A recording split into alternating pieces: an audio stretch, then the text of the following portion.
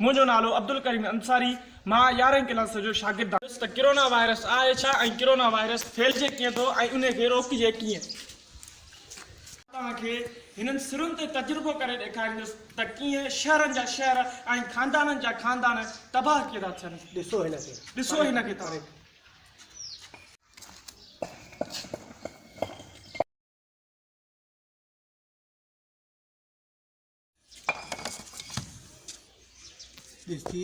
शहर ऐं ही आहे उहो माण्हू जेको इन्फेक्टेड थी चुको आहे।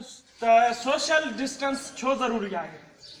न ॼणो 6 फुट परे रहणो आहे, गैर ज़रूरी शहर न वञणो ऐं वफ़के खां पंहिंजा हथ धो।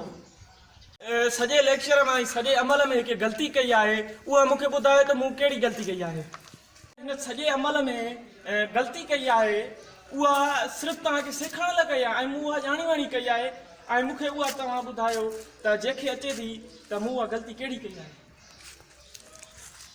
जी भाऊ तव्हां ॿुधायो। साईं तव्हां मार्क्स न आहे। गुड। अते जे जवाब खे दादू ॾींदे चवां थो त मास्क जीअं मुंहिंजे गिदे में आहे ऐं मूं तव्हांखे सिर्फ़ु माना हिकु अमल करण लाइ जेको आहे घड़ी खनि मास्क गिदे में रखियो करण लाइ जेको मास्क अंदरि गिदे में रखियो ऐं त जीअं माना तव्हां सिखो ऐं तव्हां हिन ते जेको आहे पंहिंजो अमल कयो।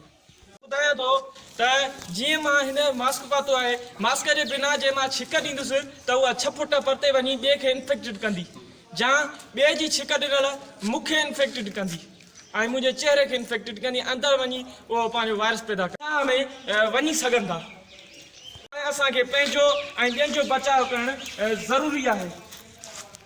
जो लेक्चर मूं तव्हांखे ॾिनो उन लेक्चर मां तव्हां छा सिखिया आहियो।